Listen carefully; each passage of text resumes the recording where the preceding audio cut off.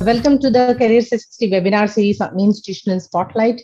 Today we'll be showcasing the Department of Liberal Arts, Humanities, Social Sciences, MAHE Bangalore campus. We have with us Dr. Shilpa Kalyan, who is the Deputy Director, Student Affairs, Associate Professor and HOD of Liberal Arts, Humanities and Social Sciences at the Manipal Academy of Higher Education, Bangalore campus. Thank you so much, Dr. Shilpa, for joining us. First, we will start off with a small presentation which talks about the institute and gives you a general idea about what the courses are, how the admission process goes, and then we will go back to the questions that have come in from students. So over to you, Dr. Shilpa. You can start off Yeah, with this. thank you so much for that wonderful introduction. It's a pleasure to be sharing a few insights about one of the very vibrant departments at the Manipal Bangalore campus, Mahi Bangalore campus. I would like to thank Career 360 for giving me this opportunity. So to begin with, this is called the Department of Liberal Arts, Humanities and Social Sciences. It's a pretty vast umbrella of courses that we are offering under the Department of DLHS MAHE Bengaluru campus. So to just give you an overview of what we would be covering today, we are looking at why destination MAHE Bengaluru. I mean, there are a lot of queries from students saying, Manipal is something that they are used to. Now, why Bangalore? So we start with that, and then we go ahead with a little overview of the department, and then why liberal arts, and courses that we offer at the DLHS, and a few program highlights and industry interface activities that we do. What are the student support activities that we do? What are the infrastructure, facilities we have? What is the broad program structure of fee of the courses and the admission criteria? These are generally, I hope I have pretty much included almost all the queries that might come up from students. So to start with, destination Mahe Bangalore. We are aware that Mahe is one of the top ranked institution. As an institution of eminence, Mahe has made its mark not just in the country but at the global platform. So the data is in front of you, in terms of the number of excellent thousands of faculty that we have, over 1,70,000 plus distinguished alumni that we have, collaborations with international entities, state of the art technology, the foreign students, the disciplines that we offer. So Mahe is something that students desire and aspire to get into. So it's one of the most sought after institutions. In terms of rankings, yes, Mahe's rankings at the world international level, at international forum, QS rankings are, amazing at different, considering different disciplines that are offered, be it, at the World University rankings, or it could be Asia University ranking. In different disciplines, Mahe tops the chart at the global level. And recently, when we went for the NAC re-accreditation, Mahe has been ranked with A++ grade by the National Assessment and Accreditation Council, which is the highest grade that an institution can be accredited with. And of course, the recent NIRF ranking by the Ministry of Education, Government of India, has ranked Mahe at 7th position.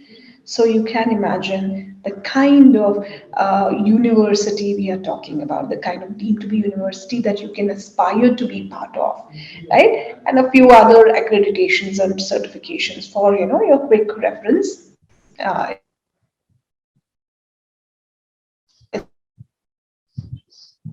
Screen. So with all that, right? Bangalore being the cosmopolitan city, Bangalore known for its multi-cultural dimensions that the city has, the vibrant culture that the city has, multilinguistic, demography that we have here at Bengaluru. be it the weather condition, the pleasant weather condition, the sky outside now I can see is clear, and it's so pleasant. Even when there are rains, when there are showers, it's a joy and pleasure to be out, right?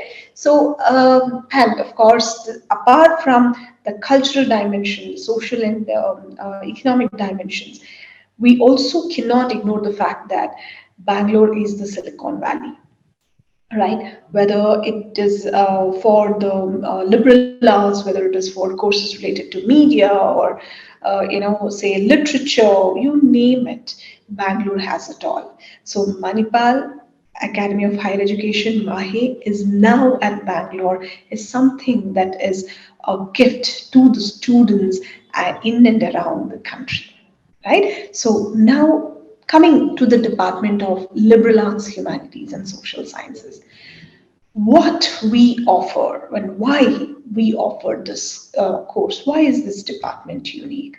So if you just look at some of the statistics, why liberal arts? Recent ISHE report says that the country has a highest enrollment in arts, humanities, and social sciences courses. That is at around 35.9% of students. There is a renewed interest in students for liberal arts. There is a lot of market research that tries to capture statistics about how there's so much demand for liberal arts graduates. And we know that liberal arts somewhere gives us that interdisciplinary and diversified approach, which can be integrated across disciplines. You might be from, science background. You might have your interest in science courses, in commerce, economics, but all of this can be integrated in liberal arts, right? And there are so many future jobs that we don't even know exist today, right? And these are the jobs that liberal arts tries to prepare you with.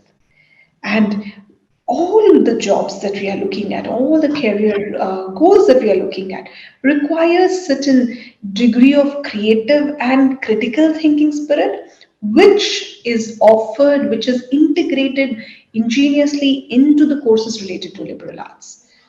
There is a certain dynamism and vibrancy also that they bring on campus. So I have a small, picture related to what the World Economic Forum captures as what are the top 10 skills that a person requires in 2022. So this is applicable to you, dear students who are enrolling in the year 2022. So you will be graduating in the year 2025.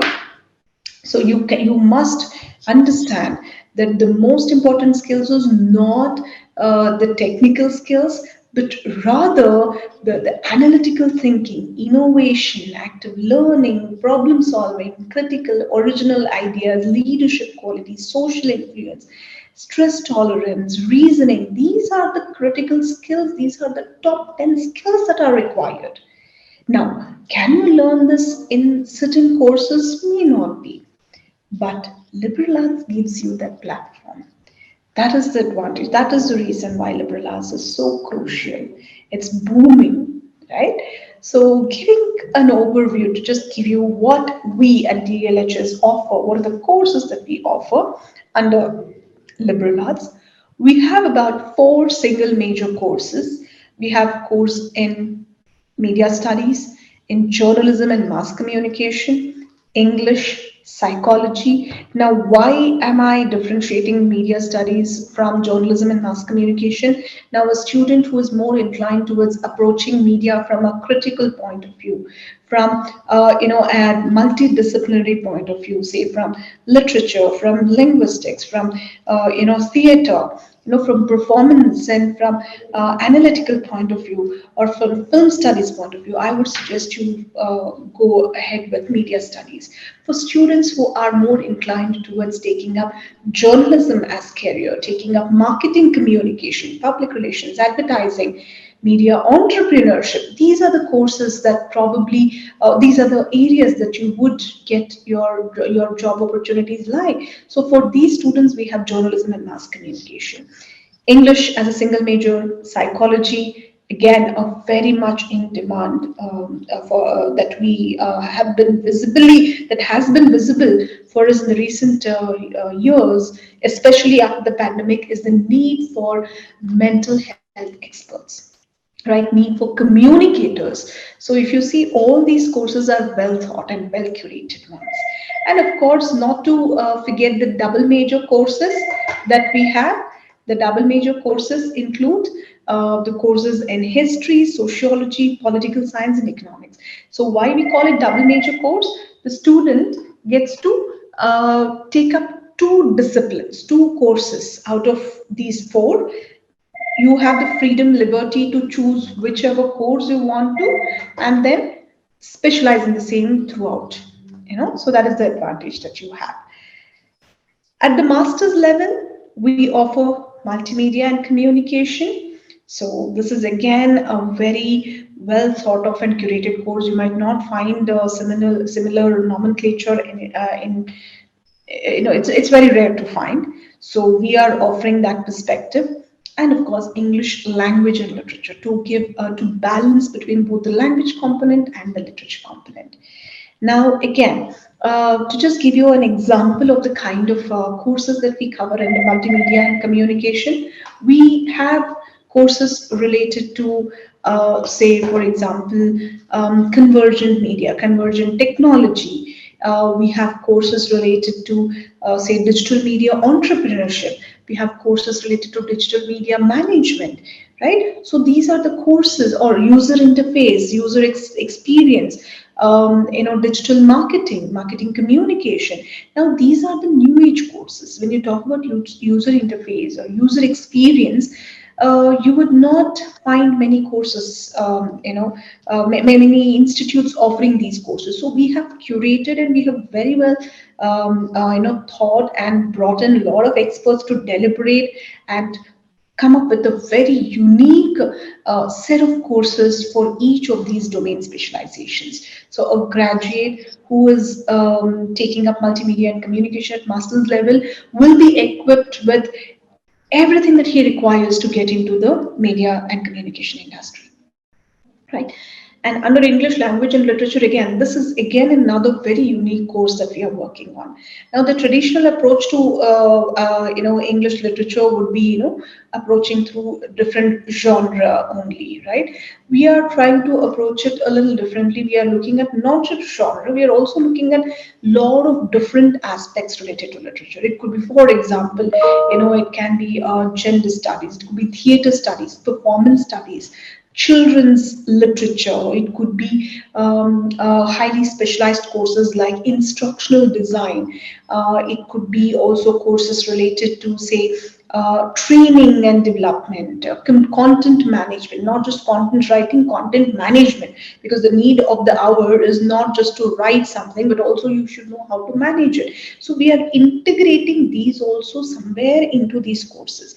The way we have worked is we know where our students will land in in the industry tomorrow, and we have worked reverse. We've kind of worked on the courses to ensure our students are equipped with the required skill sets and the expertise to get into the industry, right? So that is how these two master's programs are completely unique and are in tune with the contemporary requirements of the industry. So moving on, if you just look at the vision and mission of the department, we are looking at not just building knowledge, we are looking at application of this knowledge. We are looking at having critical, innovative, and dynamic thinkers, right? And we are a learner-centered institution. We approached with the learners as the center of as the core of everything that we do. It's not teacher centric, it is learner centric. That is an extremely crucial approach that I would like to stress upon with great pride. Yeah.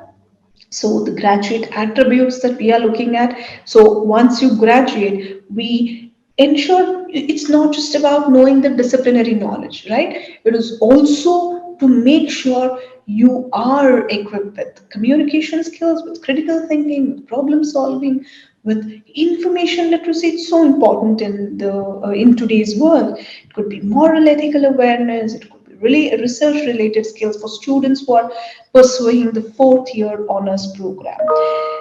That's again, these are some of the attributes that we are looking at, graduating student. So some of the highlights of the program: we have dynamic pedagogy, andragogy. Now, it's not just the traditional chalk and talk method. We employ a lot of digital resources. We have collaborative learning. We have experiential learning. It's not just about telling you how it is done, but also showing how it could be done. It is also involving you. It is also ensuring students are collaborators in the process of learning. So learning is not one way; it is two way. So this is something that is completely, aligned in all our courses. We also have highly qualified staff drawn from different backgrounds, different expertise. Hybrid learning, yes, today I might, sit here and get a visiting faculty, a guest faculty, an adjunct faculty, probably from the US or probably from somebody sitting in Noida or Delhi or different, any part of the world, right? So that is where, so somewhere we are trying to combine, get the advantage of virtual platforms and ensure the physical geographical barriers that exist are no longer there, right? So hybrid learning is again another thing that we are bringing forth. Excellent placement and internship support. Internships are integrated into the curriculum. There is a compulsory internship component. We have a lot of industry and institutional collaborations which we kind of take up, which we ensure internationalization happens at different levels. So students get to work on, say, go on student exchange programs, on short-term courses at institutions that we have collaborated with across the world. We have a lot of multidisciplinary approach, student-centric approach. Now, the Department of Liberal Arts, if you could actually see in the beginning, we offer so many courses. So that means you can imagine the amount of knowledge hub the department is filled with. So that means it becomes easy for me to curate courses, easy for us to think of, come up with something completely innovative and draw the expertise from the department across the disciplines, right? And of course, internships and projects are very much integrated into the curriculum. So these are the places, these are the areas which are more experiential. So how a course is actually, how you have, what the impact of a course is visible only through the field work or projects. So field work projects become extremely important for us, right? So this is another thing. And of course, industry interface. So we believe in connecting with the industry. End of the day, what we deliver here, what we interact in the classrooms is should be in tune with what the industry requires. So apart from involving the industry persons, industry personalities in the curriculum framing, we also involve them by inviting them for guest lectures, by visiting the industries. It could be value-added certification programs, conducting workshops, or internship collaboration opportunities. These are some of the aspects in which we look forward to having collaborations with the best of the minds in the industry, right? Now, a campus is supposed to be a very happy place for students, right? So we definitely want the students to, be happy to enjoy their campus life. So we offer constant mentoring support. At MAHE, the teacher-student ratio is 1:11. So that means for every 11 students, there is one teacher. So this is the highest possible ratio in the country. So that you can imagine the amount of meticulousness with which MAHE works, the kind of student-centric approach MAHE has.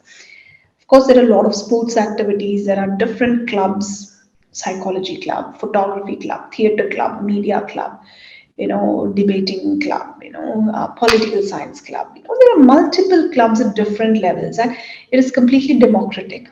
Today, a set of students would come to me and say, "No, ma'am, we would like to start with this particular club, you want to start a philately club, go ahead. So that is the kind of support that the institution gives to students to hone their creative, to hone their initiativeness, to hone their leadership qualities through different activities. These are not extra activities. These are completely part of something that will support the overall growth of a student, personality evolution process of a student, to support it through these activities. So moving on to the infrastructure, Mahe has the best of the infrastructure. Those of you who have visited the campus, I'm sure, would have had a taste of some of the facilities that we have. It could be the psychology lab or the studio, language lab, computer lab, or the digital library, library with digital resources that we have, state of the art technology integrated auditorium, hostel facilities. These are the excellent facilities that we have at Mahi. To just give you a very brief gist of the kind of programs that we have integrated, we have a combination of core courses, then a few electives, and then there are ability enhancement courses, and then there are also honors track. See, the fourth year honors track is not compulsory for everyone. Students who wish to continue pursue 4 years will do the honors track. Those who wish to graduate with third year degree, they are free to graduate. I mean, they are not bound to complete the 4 years honors. Now, what is the advantage with the fourth year? Students who complete fourth year, the fourth year of honors, BA honors, is equivalent to the first years of masters. So that means you do 4 years honors degree. You don't have to do 2 years masters. You do just 1 year of master's degree. So that is the advantage you have. This is again completely in alignment with NEP as per the UGC guidelines. So this is broadly the credit structure. If you say, we have tried to ensure student gets adequate time, not just for attending class, not just for the curriculum, but also you need to have enough time for lot of self-learning, lot of participating in other co-curricular activities, right? So that is the reason why the credit structure is so well defined, and it is in tune with the international credit structure requirement as well. So for an honors degree, we are looking at 160 credits. For a BA degree, we are looking at 120 credits. So this is the program fee. You can go through. This is for your reference. For BA honors, the fee would be 4,10,000 for 4 years. That means per year it is going to be 1 lakh. For an MA program, the total fee would be 1,41,000 for 2 years. So this is the fee structure. Admission criteria for UG 12th with any stream can apply with 50% aggregate marks. For post-graduation, any undergraduate student with 55% can apply either for MA in Multimedia and Communication or MA in English Language and Literature. So there is no cap there. So what is the procedure? You need to apply online through the website. You have to attend the personal interview that we scheduled. And based on the personal interview results, we issue the provisional admission to students. And then, of course, comes the admission formalities. So this is a brief overview of the department about the courses we offer at MAHE Bengaluru campus. I hope it was pretty comprehensive and not boring. Uh, I think so. This has been very, very elaborate in detail, and I think students will get a very good idea about the department and the course structure and whatever is involved in their studies. So I have a few questions. While you have covered most of them in the presentation itself. So my very first question is, there are a lot of students who do not really have an idea of what they are inclined towards. Well, some students do know, I want to take up psychology, I want to take up media, I want to take up journalism, whatever. But there are many students, and that population is rather major. So this many specializations, how do students decide whether they should take a single major or a dual major, and what are the parameters according to you that they should put as a checklist to decide which course is the best for them, or which is suitable for them? Yeah. Thank you, Prabha. That's a very important question. Now, what happens is why it's a very deliberately thought decision to have a specific courses as double major and specific courses as single major. Now, coming to double major, for example, somebody who wants to pursue career in, say, wants to take up competitive exams. It could be IAS or KAS, or they want to give entrance exams. For them, the double major helps a lot, probably history and political science. It helps. Or somebody who wants to get into, for example, a domain like public policy, policy making. For them, it is important to have a knowledge of political science and economics. So it is interdisciplinary. These are all, they go well. These courses, history and sociology, or political science and economics, or political science and sociology. These are the courses which go hand in hand, right? So that is the reason. So depending on the interest of the student, depending on what appeals to you more, yeah, you are somebody who is very communicative, you love, being there, expressing your thoughts, you are a good manager, you have these skills, probably you could explore careers in media, courses in media related. Now you are somebody who writes well, you have good language skills, you are interested in literature, you are fascinated by the way language works, right? So probably you could explore English courses. Now, there are also students who are intrigued with human behavior. Maybe you are from science background, you've taken biology, you probably once upon a time you also nurtured, you're fascinated by how medical profession works. But you are also a little not very sure about getting into medicine, but then you want to look at allied course, or you are interested in human behavior in general, then psychology is the course. Mental health issues you want to explore, you want to understand, you want to be more self-aware, yes, then psychology is the course. So the best possible approach is, Ms. Prabha, what I would suggest is students who have doubts, who have serious concerns choosing which course, they are free to visit our campus. We have excellent faculty in the campus at present, so they can come and discuss with us. We will help them understand and take a decision on which course would be best suitable for them. So that is something that we can help them with. That's wonderful. Thank you. I think not many institutions do, because when they apply and all that, they just have to decide. So it's quite Yeah. daunting to have to decide what course you should be taking Yes. up. My next So question comes. inclusivity, sorry to interrupt, Yeah, inclusivity is the word, It is yeah, important. As I told, it is a student-centric institution, so we want to be as supportive as possible to students, because tomorrow I don't want them to have made wrong decision and say, I don't want to do this, I want to do that. So it is important to give them an orientation. So we believe in, that kind of an inclusive and participatory approach. Yeah. that's actually wonderful. So my next question is like again, most of the Mahe courses have an interview. After 12th, it's quite daunting when somebody tells you you have to face an interview, because for everyone an interview just comes as a traditional kind of a thing. But Mhm. I think it's more of an interaction. So if you could just tell the students what to expect in an interview, which is used for the admission process, and Okay. that would be great. Yeah. That's yeah, important, because I have seen during our interviews, the beginning, the students appear very tensed. They are like, okay, it's as if this is going to be a decisive phase of their life. The first thing we do is relax. It's not interview is just a nomenclature we are using, but this is more interaction.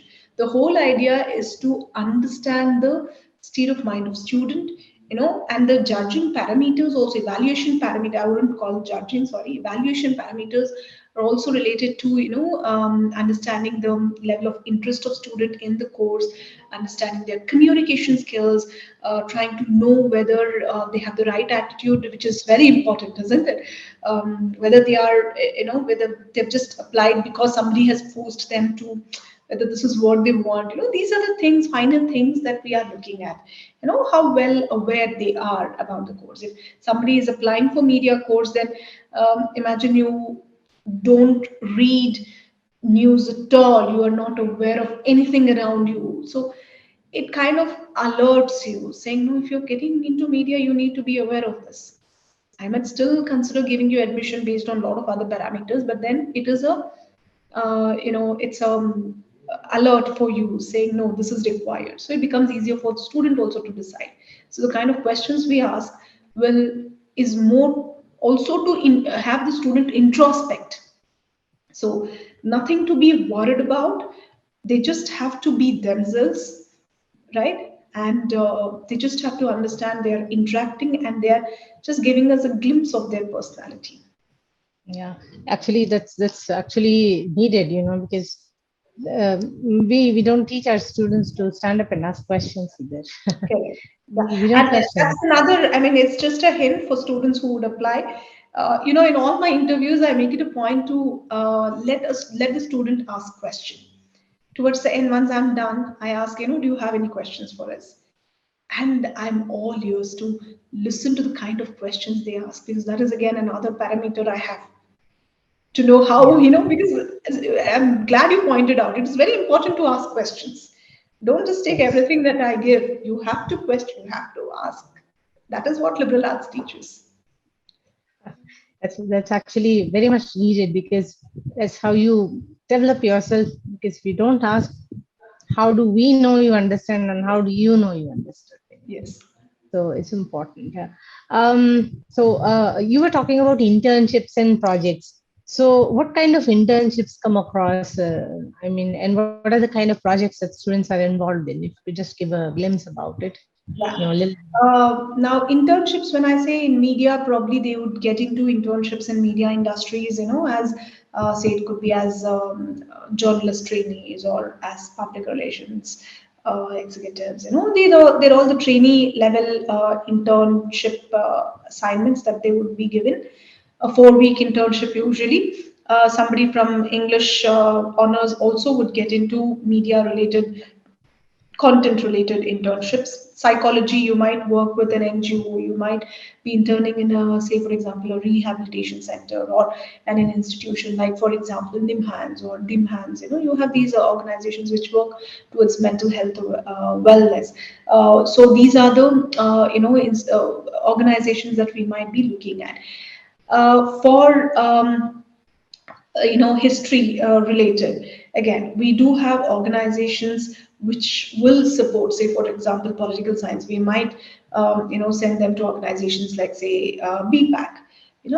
We have a lot of political parties, a lot of organizations which mentor students, which work on public policies. So these are the organizations where they intern.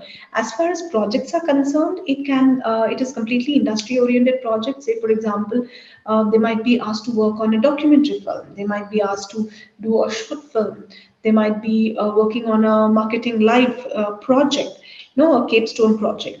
So these are some of the things that they would do. Or it could be a field visit. For a history student, they might be expected to visit a historic site and then work on a paper related to that. These are some of the things that they could be working on. Yeah. Okay. And moving on to the placements, what kind of placement support can they expect, and what are the placements like, at MAHE Bengaluru? 100% placement support because this is as Mahe, as brand says, we are here for students. We will ensure every student is placed. We will prepare the students for the requirements of the industry, and accordingly, complete support will be given to the students throughout. And yeah, depending on the domain, depending on the specialization that they have done. Now, a media student who is specialized in, say, marketing communication, I would definitely not want to push them for a journalism industry. I would definitely look for something related to marketing communication domain. So it is definitely going to be specialization oriented placement opportunities that we will be helping students secure. Yeah. That's wonderful, because it's another concern that most students have when they complete the course and then they need that help. So Correct. my other question is that the course is an honors course, and there Correct. is an exit option at the end of 3 years. Yes. So if you would like to discontinue after you complete your 3 years, you can always exit out. Mhm. Otherwise, you can move on to complete, and then you get the honors. Correct. That's right. Okay. Yeah. So, yeah. So I just needed a clarification because I was seeing in the Yeah. presentation and that The was a honors, new. yeah, the fourth year is not compulsory. Also, it is not for everyone.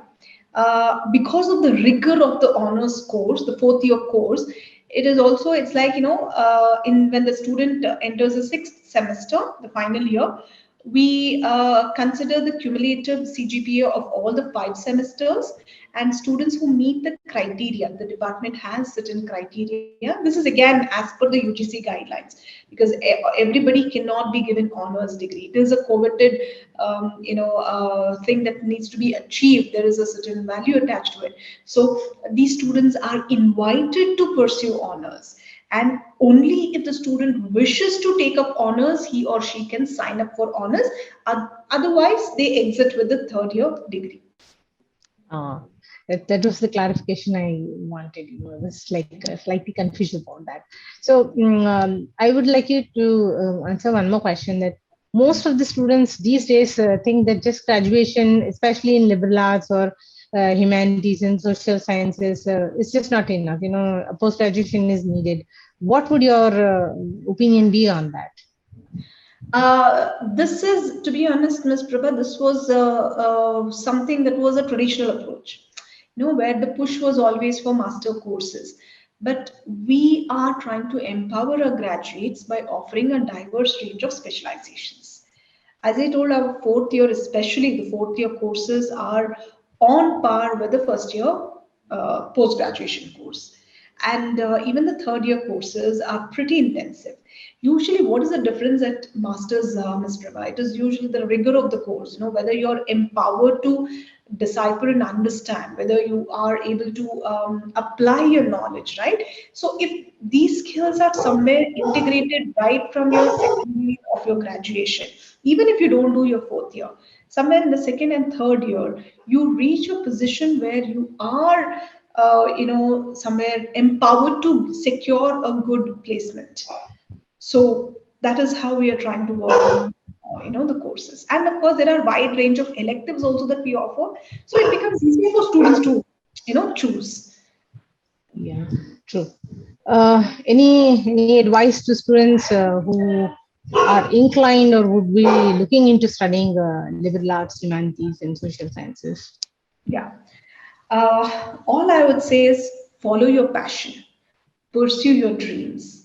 If creativity, passion for doing things differently, thinking individually, or trying to if communication with people, working and socially, being aware of things. If these are the things that kind of interest you, if you're passionate about any of these, then yes, liberal arts is the course for you. And don't go by the peer pressure. Don't go by, no, my friend is doing BTech, I won't do that. I go, no, no, this is a course which will offer 10 lakhs package, so I'm going to go and do only that. Gone are those days, right? So when you can combine your passion with your career, why not?